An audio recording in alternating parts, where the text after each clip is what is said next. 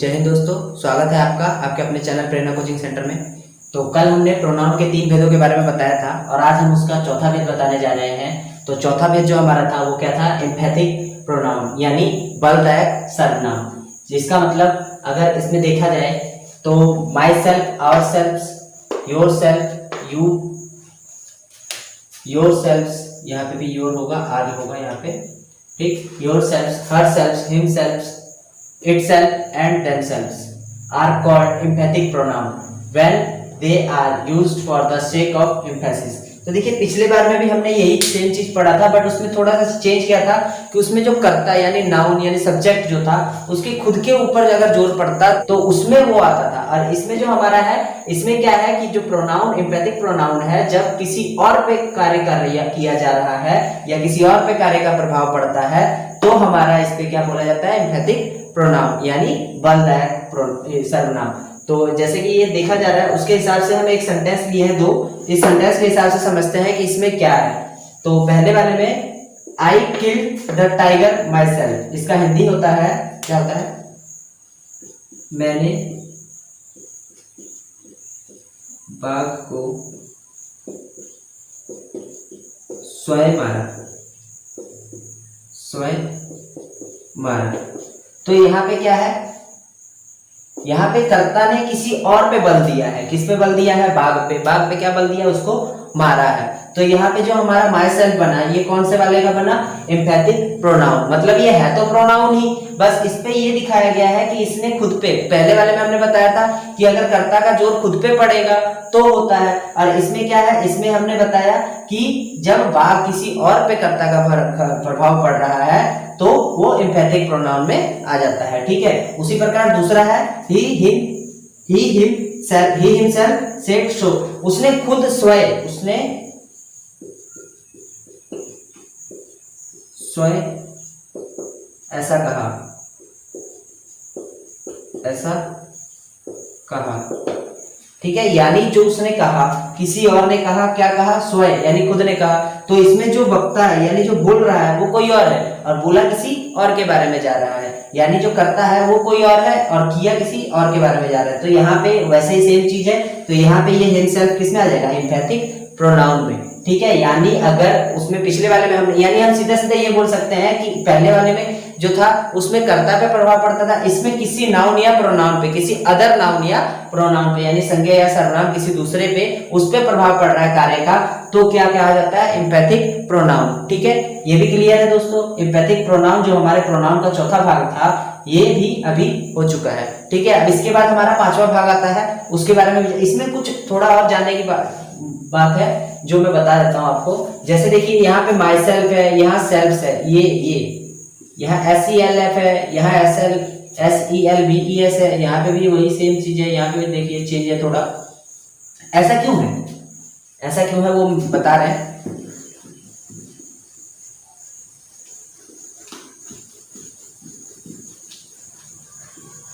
देखिए कभी हम माई सेल्फ लिख रहे हैं, ठीक है, माई सेल्फ,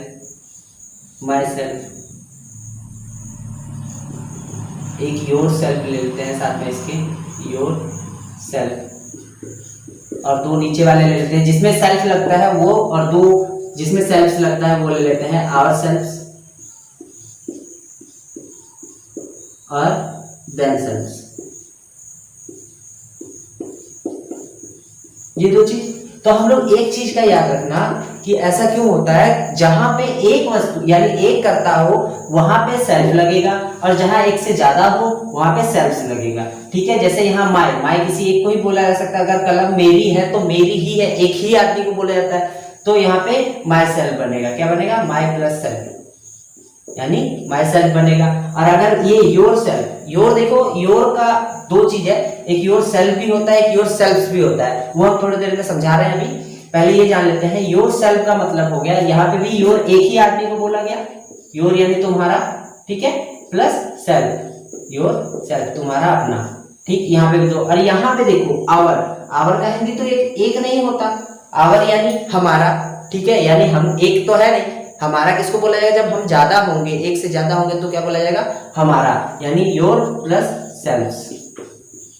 उसी प्रकार दूसरे वाले में भी सेम, देम एक आदमी को नहीं बोला जाता, दे का बनता है देम, यानी एक से ज्यादा वे बोला जाता है। वे में एक आदमी तो होगा नहीं, तो इसमें क्या लग जाता है, them plus selves, them plus selves. ये क्लियर है, इतना समझ आ गया। ये माई सेल्फ, सेल्फ में सेल्फ क्यों बोला जाता है, सेल्फ्स क्यों बोला जाता है, दो चीजों का अंतर, ये डेफिनेशन हम बता चुके हैं। अब हम ये देख लेते हैं कि योर सेल्फ और योर सेल्फ्स में क्या होता है। तो ठीक है, अब हमारा है योर सेल्फ, ठीक है, और एक नीचे ले लेते हैं योर सेल्फ्स। इसका मतलब भी सेम होता है, पता है क्या, इसमें भी अगर जब योर सेल्फ लगता है, योर सेल्फ कब लगता है, जब यहाँ पे एक व्यक्ति हो या एक के बारे में बात हो रही हो, और यहाँ एक या एक से सॉरी दो या दो से अधिक, मतलब अगर एक आदमी की बात हो रही हो और उसमें योर लगा है, जैसे दिस इज योर पेन, उसमें तो एक ही आदमी लगता है ना कि पेन एक ही आदमी का है, तो योर सेल्फ लगता है। और अगर एक से ज्यादा होगा, यानी आप लोग, तुम लोग, तो क्या होगा, जैसे तुम लोग खेल रहे हो तो वहां पे क्या लगता है, योर लगे, ठीक है, तो योर सेल्फ्स लगेगा, ठीक है। तो वहां मतलब एक से ज्यादा आदमी होंगे, तो दो या दो से अधिक के लिए क्या लगता है, योर सेल्फ्स लगता है। ये भी क्लियर हो गया, एम्फैटिक प्रोनाउन का ये जो भाग था ये क्लियर हो चुका है, ठीक है। अब अगला चलते हैं इसके बाद वाले पांचवें प्रोनाउन में।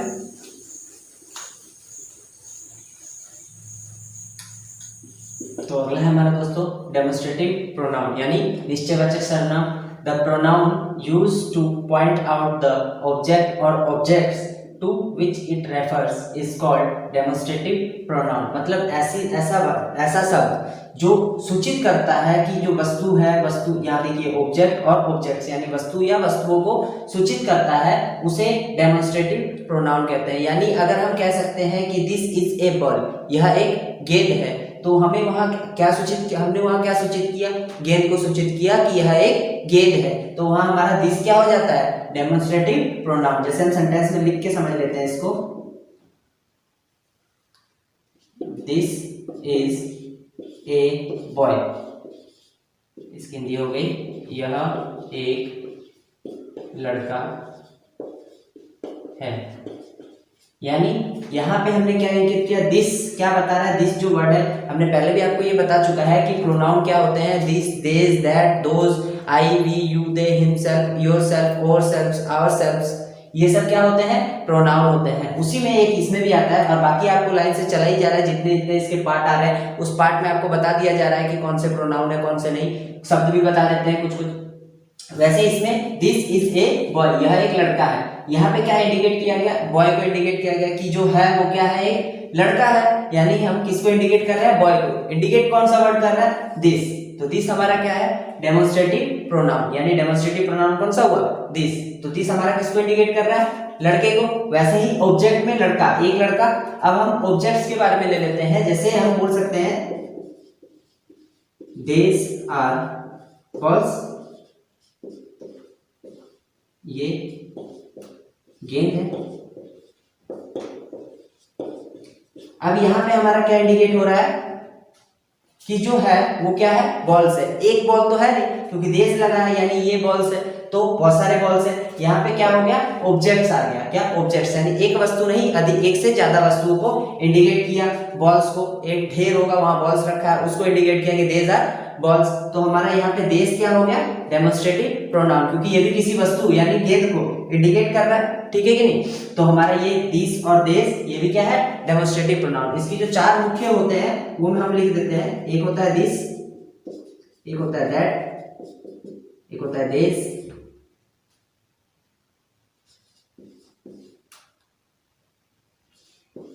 और दोज। इसके ये चार मुख्य प्रोनाउंस है, दिस, दैट, देश और दोज, और कुछ नहीं है, इसका कुछ मतलब नहीं होता, ठीक है। ये और हिंदी में जैसे हम लोग लिखते हैं और, वैसे इंग्लिश में मैंने और लिखा। तो ये चार चीज है डेमोन्स्ट्रेटिव प्रोनाउन के मुख्य रूप, ठीक है, मुख्य प्रोनाउन है ये। अब इसके बारे में हम अगला जानते हैं, ये हमारा इसकी हिंदी थी निश्चयवाचक सर्वनाम। अब इसके बारे में हम लोग जानेंगे अनिश्चयवाचक सर्वनाम के बारे में, ठीक है। तो ये आपका क्लियर हो गया पांचवा, ठीक है।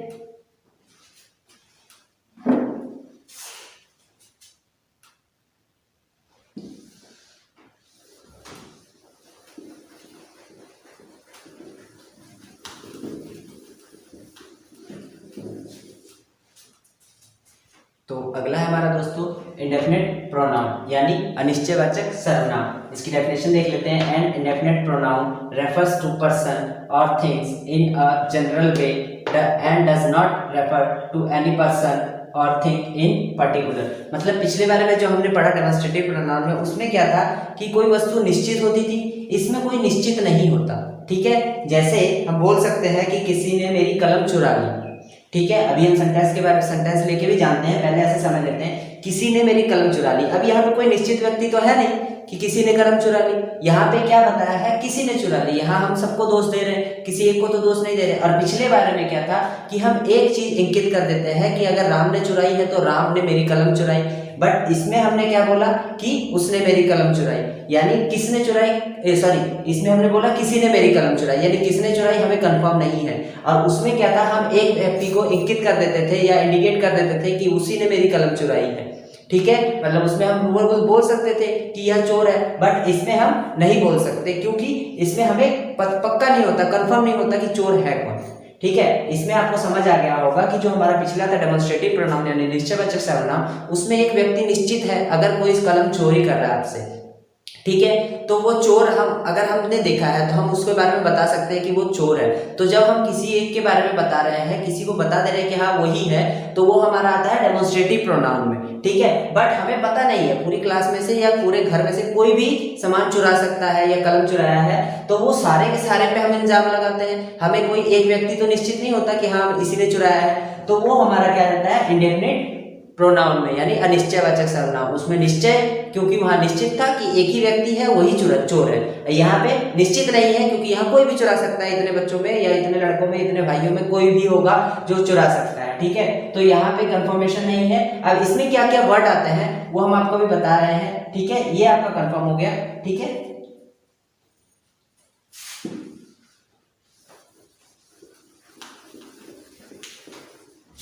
देखिए दोस्तों, इसको सेंटेंस के अनुसार समझ लेते हैं। हमारा पहला सेंटेंस है somebody has stolen my pen। इसकी हिंदी क्या हो सकती है, किसी ने मेरी कलम चुरा ली।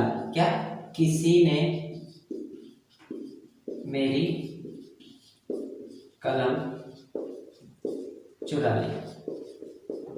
ली है।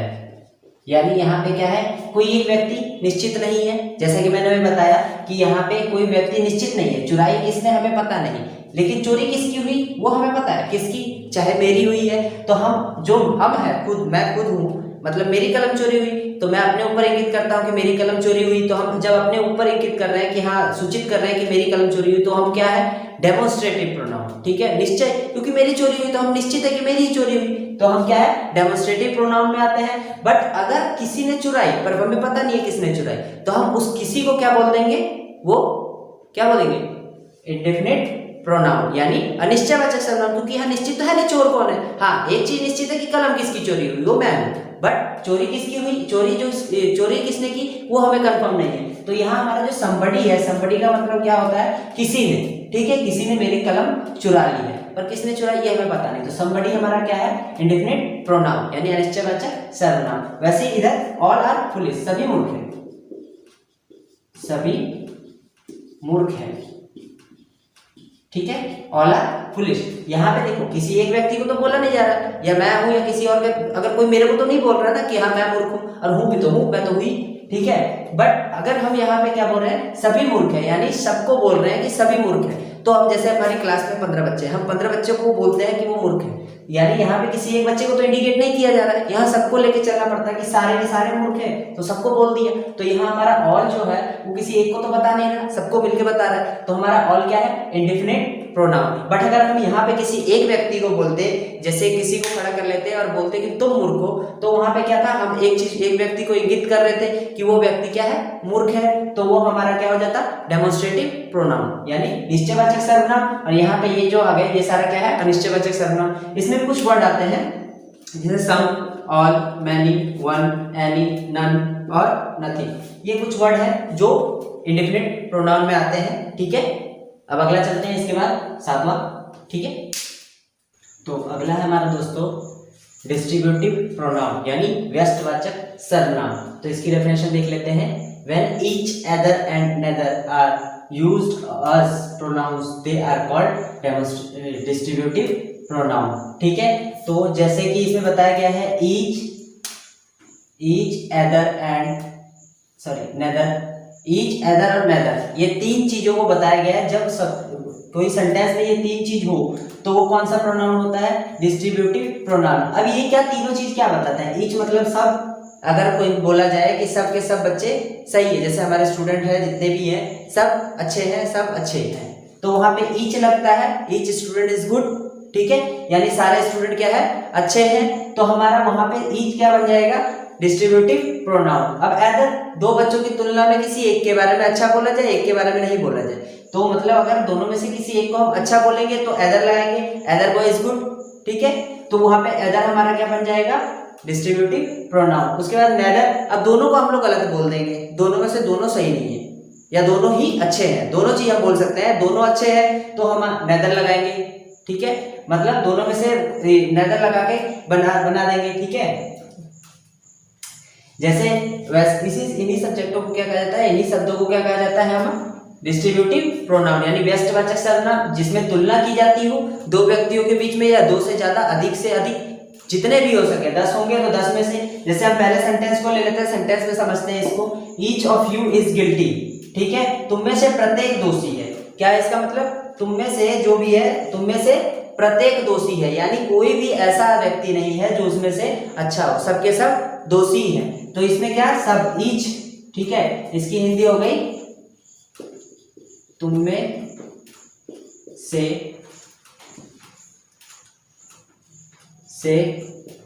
प्रत्येक दोषी है।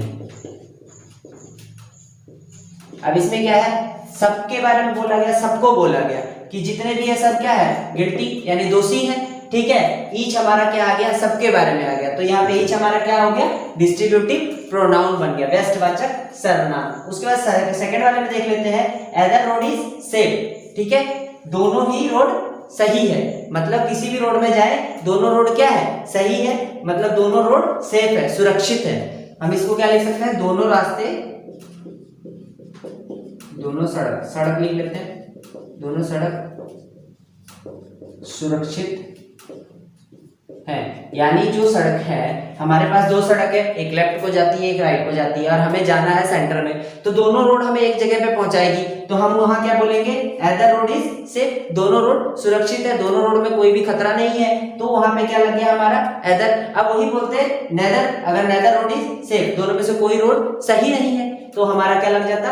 नेदर लग जाता। इनमें इसका मतलब होता है दोनों सड़क सुरक्षित नहीं है, तो हमारा वो नेदर क्या बनता? नहीं बनाता। तो हमारा ये तीन वर्ड जो आ गया, ईच, एदर और नेदर, ये हमारा क्या बन जाता है? डिस्ट्रीब्यूटिव प्रोनाउन, यानी व्यस्तवाचक सर्वनाम। तो ये भी क्लियर हो गया दोस्तों। आज हमने चार सीखा, हाँ 4 सीखा। ठीक है, तो चारों सीखा। अब ये प्रोनाउन के ये 4 आपके 7 भाग क्लियर हो चुके हैं और 3 भाग रह गए जो कि हम कल बताएंगे। ठीक है, आज के लिए इतना ही दोस्तों। अगर आपको वीडियो अच्छी लगे तो चैनल को सब्सक्राइब, वीडियो को लाइक और शेयर भी कीजिए, जितना ज्यादा हो सके शेयर कीजिए। जरूर नहीं आप पढ़ लेते हो तो किसी और को भी बता दो, क्या पता उसका ही फायदा हो जाए या मेरा ही फायदा हो जाए। चलो आप मेरे फायदे के बारे में सोचो, लोगों के बारे में मत सोचो। आप उसको भेजोगे, उसको अगर सीखने की इच्छा होगी तो वो देखेगा। ठीक है, हम तो सिखाने बैठे हैं, चाहे आप ये मत सोचो कि मैं आपको पढ़ा रहा हूँ, आप ये सोचो कि मैं बता रहा हूँ। ठीक है, ये जरूरी नहीं कि हम पढ़ा रहे हैं, हम पढ़ाते हैं ही नहीं, हम तो समझाते हैं। अगर समझ आ जाए तो आप किसी और को भेजो, शेयर करो वीडियो को। ठीक है, आज के लिए इतना ही। जय हिंद।